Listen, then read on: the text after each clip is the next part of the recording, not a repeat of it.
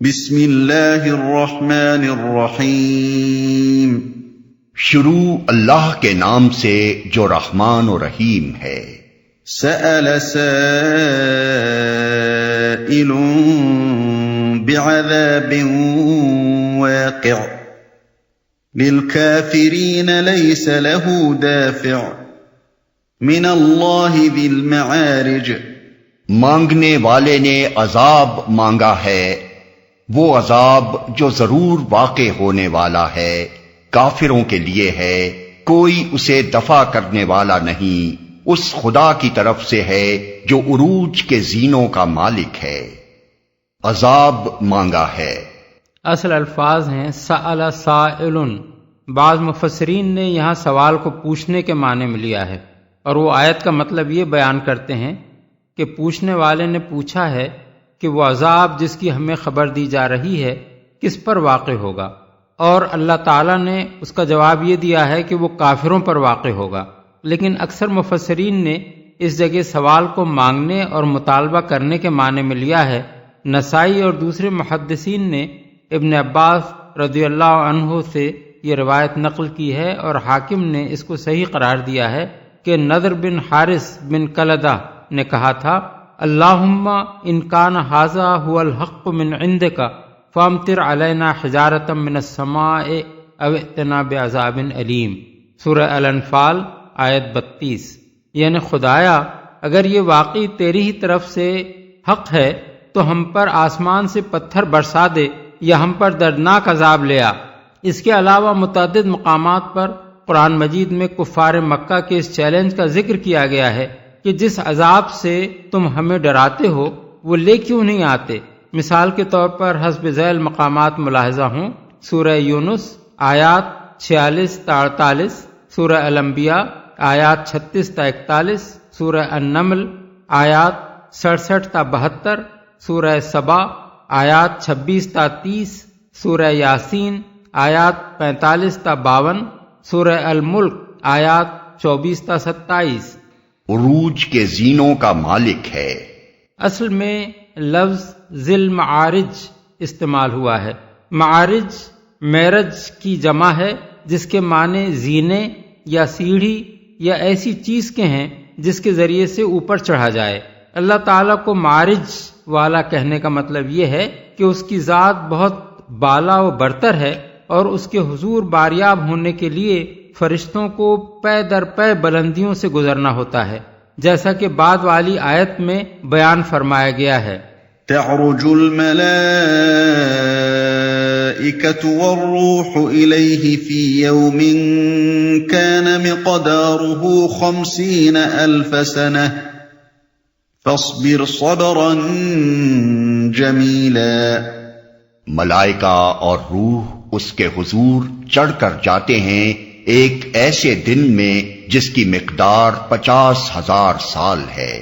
پس اے نبی صبر کرو شائستہ صبر۔ ملائکہ اور روح سے مراد جبریل علیہ السلام ہیں، اور ملائکہ سے الگ ان کا ذکر ان کی عظمت پر دلالت کرتا ہے۔ سورہ شعراء میں فرمایا گیا ہے کہ نزل بہ الروح الامین علی قلبک، یعنی اس قرآن کو روح امین لے کر تمہارے دل پر نازل ہوئے ہیں۔ اور سورہ بقرہ میں ارشاد ہوا ہے، قل من کان عدوا لجبریل فانہ نزلہ علی قلبک، یعنی کہو کہ جو شخص جبریل کا اس لیے دشمن ہو کہ اس نے یہ قرآن تمہارے قلب پر نازل کیا ہے، الی آخرہ۔ ان دونوں آیتوں کو ملا کر پڑھنے سے معلوم ہو جاتا ہے کہ روح سے مراد جبریل ہی ہیں۔ اس کے حضور چڑھ کر جاتے ہیں۔ یہ سارا مضمون متشابہات میں سے ہے جس کے معنی متعین نہیں کیے جا سکتے۔ ہم نہ فرشتوں کی حقیقت جانتے ہیں، نہ ان کے چڑھنے کی کیفیت کو سمجھ سکتے ہیں، نہ یہ بات ہمارے ذہن کی گرفت میں آ سکتی ہے کہ وہ زینے کیسے ہیں جن پر فرشتے چڑھتے ہیں، اور اللہ تعالیٰ کے بارے میں بھی یہ تصور نہیں کیا جا سکتا کہ وہ کسی خاص مقام پر رہتا ہے، کیونکہ اس کی ذات زمان و مکان کی قیود سے منزہ ہے، جس کی مقدار 50,000 سال ہے۔ سورہ حج آیت 47 میں ارشاد ہوا ہے، یہ لوگ تم سے عذاب کے لیے جلدی مچا رہے ہیں، اللہ ہرگز اپنے وعدے کے خلاف نہ کرے گا، مگر تیرے رب کے ہاں کا ایک دن تمہارے شمار کے 1000 برس کے برابر ہوا کرتا ہے۔ سورہ السجدہ آیت 5 میں فرمایا گیا ہے، وہ آسمان سے زمین تک دنیا کے معاملات کی تدبیر کرتا ہے، پھر اس کی رودات اوپر اس کے حضور جاتی ہے، ایک ایسے دن میں جس کی مقدار تمہارے شمار سے 1000 سال ہے۔ اور یہاں عذاب کے مطالبے کے جواب میں اللہ تعالیٰ کے ایک دن کی مقدار 50,000 سال بتائی گئی ہے۔ پھر رسول اللہ صلی اللہ علیہ وسلم کو تلقین کی گئی ہے کہ جو لوگ مذاق کے طور پر عذاب کا مطالبہ کر رہے ہیں ان کی باتوں پر صبر کریں، اور اس کے بعد فرمایا گیا ہے کہ یہ لوگ اس کو دور سمجھتے ہیں اور ہم اسے قریب دیکھ رہے ہیں۔ ان سب ارشادات پر مجموعی نگاہ ڈالنے سے یہ بات واضح ہو جاتی ہے کہ لوگ اپنے ذہن اور اپنے دائرۂ فکر و نظر کی تنگی کے باعث خدا کے معاملات کو اپنے وقت کے پیمانوں سے ناپتے ہیں، اور انہیں 150 برس کی مدت بھی بڑی لمبی محسوس ہوتی ہے، لیکن اللہ تعالیٰ کے ہاں ایک ایک اسکیم 1000 سال اور 50,000 سال کی ہوتی ہے، اور یہ مدت بھی محض بطور مثال ہے، ورنہ کائناتی منصوبے لاکھوں اور کروڑوں اور اربوں سال کے بھی ہوتے ہیں۔ انہی منصوبوں میں سے ایک اہم منصوبہ وہ ہے جس کے تحت زمین پر نوع انسانی کو پیدا کیا گیا ہے، اور اس کے لیے ایک وقت مقرر کر دیا گیا ہے کہ فلاں ساعت خاص تک یہاں اس نوع کو کام کرنے کا موقع دیا جائے گا۔ کوئی انسان یہ نہیں جان سکتا کہ یہ منصوبہ کب شروع ہوا، کتنی مدت اس کی تکمیل کے لیے طے کی گئی ہے، کون سی ساعت اس کے اختتام کے لیے مقرر کی گئی ہے جس پر قیامت برپا کی جائے گی، اور کون سا وقت اس غرض کے لیے رکھا گیا ہے کہ آغاز آفرینش سے قیامت تک پیدا ہونے والے سارے انسانوں کو بیک وقت اٹھا کر ان کا حساب لیا جائے۔ اس منصوبے کے صرف اس حصے کو ہم کسی حد تک جانتے ہیں جو ہمارے سامنے گزر رہا ہے، یا جس کے گزشتہ ادوار کی کوئی جزوی سی تاریخ ہمارے پاس موجود ہے۔ رہا اس کا آغاز و انجام تو اسے جاننا تو درکنار، اسے سمجھنا بھی ہمارے بس سے باہر ہے، کجا کہ ہم ان حکمتوں کو سمجھ سکیں جو اس کے پیچھے کام کر رہی ہیں۔ اب جو لوگ یہ مطالبہ کرتے ہیں کہ اس منصوبے کو ختم کر کے اس کا انجام فوراً ان کے سامنے لے آیا جائے، اور اگر ایسا نہیں کیا جاتا تو اسے اس بات کی دلیل قرار دیتے ہیں کہ انجام کی بات ہی سرے سے غلط ہے، وہ در حقیقت اپنی ہی نادانی کا ثبوت پیش کرتے ہیں۔ صبر کرو شائستہ صبر، یعنی ایسا صبر جو ایک عالی ظرف انسان کے شایان نشان ہے۔ انہم یرونہ بعیدا ونراہ قریبا یوم تکون السماء کالمہل وتكون الجبال كالعهن ولا يسأل حميم حميما يبصرونهم يود المجرم لو يفتدي من عذاب يومئذ ببنيه وصاحبته وأخيه وفصيلته التي تؤويه ومن في الأرض جميعا ثم ينجيه۔ یہ لوگ اسے دور سمجھتے ہیں اور ہم اسے قریب دیکھ رہے ہیں۔ وہ عذاب اس روز ہوگا جس روز آسمان پگھلی ہوئی چاندی کی طرح ہو جائے گا اور پہاڑ رنگ برنگ کے دھنکے ہوئے اون جیسے ہو جائیں گے، اور کوئی جگری دوست اپنے جگری دوست کو نہ پوچھے گا حالانکہ وہ ایک دوسرے کو دکھائے جائیں گے۔ مجرم چاہے گا کہ اس دن کے عذاب سے بچنے کے لیے اپنی اولاد کو، اپنی بیوی کو، اپنے بھائی کو، اپنے قریب ترین خاندان کو جو اسے پناہ دینے والا تھا، اور روئے زمین کے سب لوگوں کو فدیہ میں دے دے، اور یہ تدبیر اسے نجات دلا دے۔ اسے قریب دیکھ رہے ہیں۔ اس کے دو مطلب ہو سکتے ہیں، ایک یہ کہ یہ لوگ اسے بعید از امکان سمجھتے ہیں اور ہمارے نزدیک وہ قریب الوقوع ہے۔ دوسرا مطلب یہ بھی ہو سکتا ہے کہ یہ لوگ قیامت کو بڑی دور کی چیز سمجھتے ہیں اور ہماری نگاہ میں وہ اس قدر قریب ہے گویا کل پیش آنے والی ہے۔ جس روز مفسرین میں سے ایک گروہ نے اس فقرے کا تعلق فی یومن کان مقدارہ 50,000 سنۃ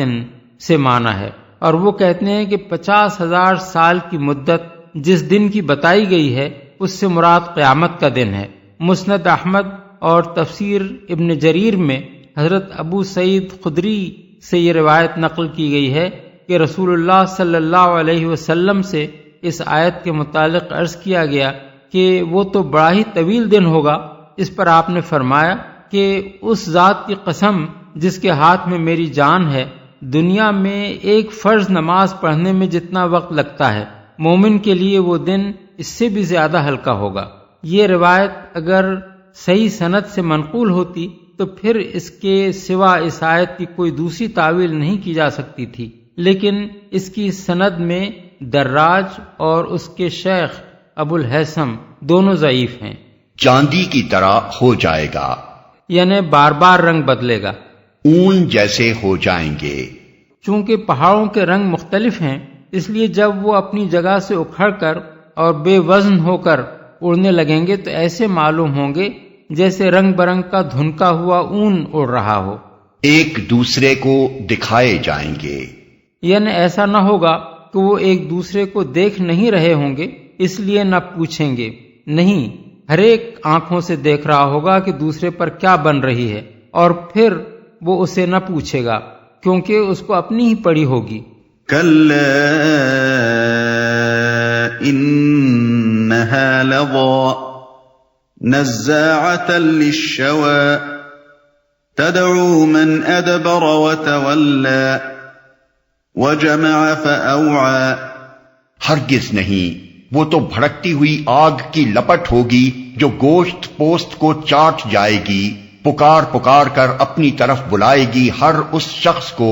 جس نے حق سے منہ موڑا اور پیٹھ پھیری اور مال جمع کیا اور سینت سینت کر رکھا۔ یہاں بھی سورہ الحاقہ آیات 33-34 کی طرح آخرت میں آدمی کے برے انجام کے دو وجوہ بیان کیے گئے ہیں، ایک حق سے انحراف اور ایمان لانے سے انکار، دوسرے دنیا پرستی اور بخل جس کی بنا پر آدمی مال جمع کرتا ہے اور اسے کسی بھلائی کے کام میں خرچ نہیں کرتا۔ ان الانسان خلق هلوعا اذا مسه الشر جزوعا واذا مسه الخير منوعا۔ انسان تھوڑ دلا پیدا کیا گیا ہے، جب اس پر مصیبت آتی ہے تو گھبرا اٹھتا ہے، اور جب اسے خوشحالی نصیب ہوتی ہے تو بخل کرنے لگتا ہے۔ تھوڑ دلا پیدا کیا گیا ہے۔ جس بات کو ہم اپنی زبان میں یوں کہتے ہیں کہ یہ بات انسان کی سرشت میں ہے یا یہ انسان کی فطری کمزوری ہے، اسی کو اللہ تعالیٰ اس طرح بیان فرماتا ہے کہ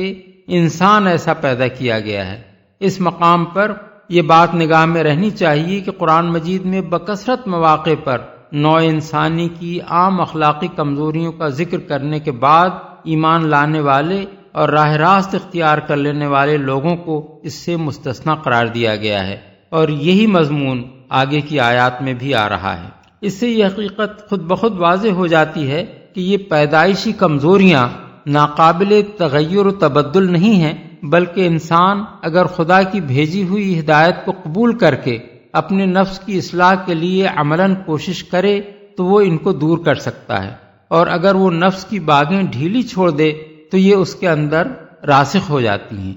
إلا المصلين الذين هم على صلاتهم دائمون والذين في أموالهم حق معلوم للسائل والمحروم والذين يصدقون بيوم الدين والذين هم من عذاب ربهم مشفقون إن عذاب ربهم غير مأمون۔ مگر وہ لوگ اس عیب سے بچے ہوئے ہیں جو نماز پڑھنے والے ہیں، جو اپنی نماز کی ہمیشہ پابندی کرتے ہیں، جن کے مالوں میں سائل اور محروم کا ایک مقرر حق ہے، جو روز جزا کو برحق مانتے ہیں، جو اپنے رب کے عذاب سے ڈرتے ہیں، کیونکہ ان کے رب کا عذاب ایسی چیز نہیں ہے جس سے کوئی بے خوف ہو۔ نماز پڑھنے والے ہیں۔ کسی شخص کا نماز پڑھنا لازماً یہ معنی رکھتا ہے کہ وہ اللہ اور اس کے رسول اور اس کی کتاب اور آخرت پر ایمان بھی رکھتا ہے اور اپنے اس ایمان کے مطابق عمل بھی کرنے کی کوشش کر رہا ہے۔ پابندی کرتے ہیں، یعنی کسی قسم کی سستی اور آرام طلبی یا مصروفیت یا دلچسپی ان کی نماز کی پابندی میں مانے نہیں ہوتی۔ جب نماز کا وقت آ جائے تو وہ سب کچھ چھوڑ چھاڑ کر اپنے خدا کی عبادت بجا لانے کے لیے کھڑے ہو جاتے ہیں۔ علی صلاتہم دائمون کے ایک اور مضمون حضرت عقبہ بن عامر نے یہ بیان کیے ہیں کہ وہ پورے سکون اور خشوع کے ساتھ نماز ادا کرتے ہیں، کوے کی طرح ٹھونگے نہیں مارتے، مارا مار پڑھ کر کسی نہ کسی طرح نماز سے فارغ ہو جانے کی کوشش نہیں کرتے اور نماز کے دوران میں ادھر ادھر التفات بھی نہیں کرتے۔ عربی محاورے میں ٹھہرے ہوئے پانی کو ماء دائم کہا جاتا ہے، اسی سے یہ تفسیر ماخوذ ہے۔ ایک مقرر حق ہے۔ سورہ زاریات آیت 19 میں فرمایا گیا ہے کہ ان کے مالوں میں سائل اور محروم کا حق ہے، اور یہاں فرمایا گیا ہے کہ ان کے مالوں میں سائل اور محروم کا ایک مقرر حق ہے۔ بعض لوگوں نے اس سے یہ سمجھا ہے کہ مقرر حق سے مراد فرض زکوٰۃ ہے، کیونکہ اسی میں نصاب اور شرح دونوں چیزیں مقرر کر دی گئی ہیں، لیکن یہ تفسیر اس بنا پر قابل قبول نہیں ہے کہ سورہ معارج بالاتفاق مکی ہے اور زکوٰۃ ایک مخصوص نصاب اور شرح کے ساتھ مدینہ میں فرض ہوئی ہے۔ اس لیے مقرر حق کا صحیح مطلب یہ ہے کہ انہوں نے خود اپنے مالوں میں سائل اور محروم کا ایک حصہ طے کر رکھا ہے جسے وہ ان کا حق سمجھ کر ادا کرتے ہیں۔ یہی معنی حضرت عبداللہ بن عباس، حضرت عبداللہ بن عمر، مجاہد، شعبی اور ابراہیم نخعی نے بیان کیے ہیں۔ سائل سے مراد پیشہ ور بھیک مانگنے والا نہیں بلکہ وہ حاجت مند شخص ہے جو کسی سے مدد مانگے، اور محروم سے مراد ایسا شخص ہے جو بے روزگار ہو یا روزی کمانے کی کوشش کرتا ہو مگر اس کی ضروریات پوری نہ ہوتی ہوں، یا کسی حادثے یا آفت کا شکار ہو کر محتاج ہو گیا ہو یا روزی کمانے کے قابل ہی نہ ہو۔ ایسے لوگوں کے متعلق جب معلوم ہو جائے کہ وہ واقعی محروم ہیں تو ایک خدا پرست انسان اس بات کا انتظار نہیں کرتا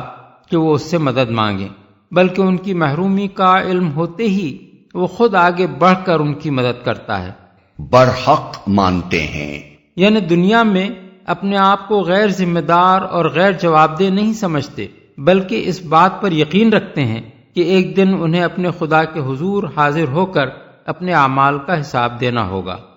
ڈرتے ہیں، بالفاظ دیگر ان کا حال کفار کی طرح نہیں ہے جو دنیا میں ہر قسم کے گناہ اور جرائم اور ظلم و ستم کر کے بھی خدا سے نہیں ڈرتے، بلکہ وہ اپنی حد تک اخلاق اور اعمال میں نیک رویہ اختیار کرنے کے باوجود خدا سے ڈرتے رہتے ہیں، اور یہ اندیشہ ان کو لاحق رہتا ہے کہ کہیں خدا کی عدالت میں ہماری کوتاہیاں ہماری نیکیوں سے بڑھ کر نہ نکلیں اور ہم سزا کے مستحق نہ قرار پا جائیں۔ والذین هم لفروجهم حافظون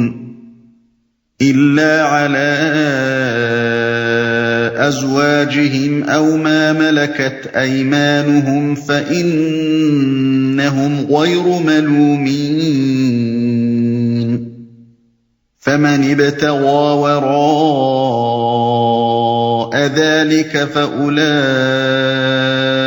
هم العادون۔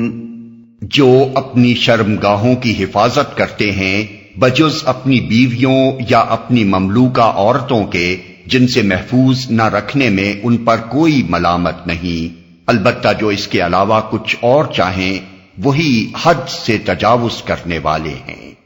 حفاظت کرتے ہیں،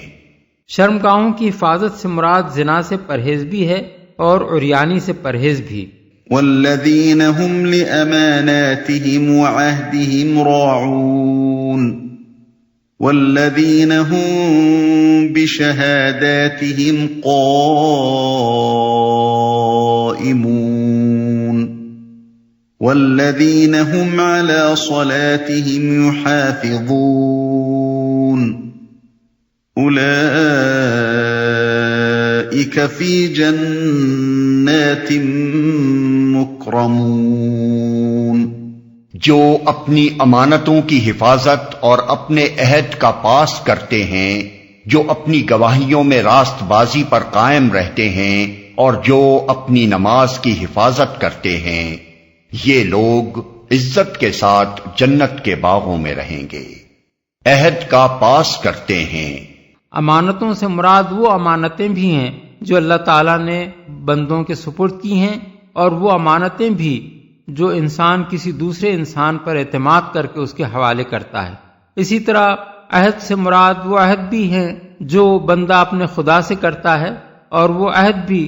جو بندے ایک دوسرے سے کرتے ہیں۔ ان دونوں قسم کی امانتوں اور دونوں قسم کے عہد و پیمان کا پاس و لحاظ ایک مومن کی سیرت کے لازمی خصائص میں سے ہے۔ حدیث میں حضرت انس رضی اللہ عنہ کی روایت ہے کہ رسول اللہ صلی اللہ علیہ وسلم ہمارے سامنے جو تقریر بھی فرماتے، اس میں یہ بات ضرور ارشاد فرمایا کرتے تھے کہ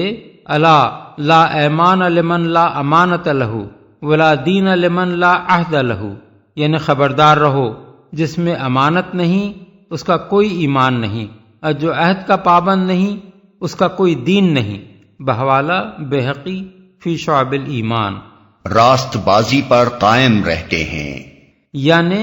نہ شہادت چھپاتے ہیں نہ اس میں کوئی کمی بیشی کرتے ہیں، نماز کی حفاظت کرتے ہیں۔ اس سے نماز کی اہمیت کا اندازہ ہوتا ہے۔ جس بلند سیرت و کردار کے لوگ خدا کی جنت کے مستحق قرار دیے گئے ہیں، ان کی صفات کا ذکر نماز ہی سے شروع اور اسی پر ختم کیا گیا ہے۔ نمازی ہونا ان کی پہلی صفت ہے، نماز کا ہمیشہ پابند رہنا ان کی دوسری صفت، اور نماز کی حفاظت کرنا ان کی آخری صفت۔ نماز کی حفاظت سے بہت سی چیزیں مراد ہیں۔ وقت پر نماز ادا کرنا،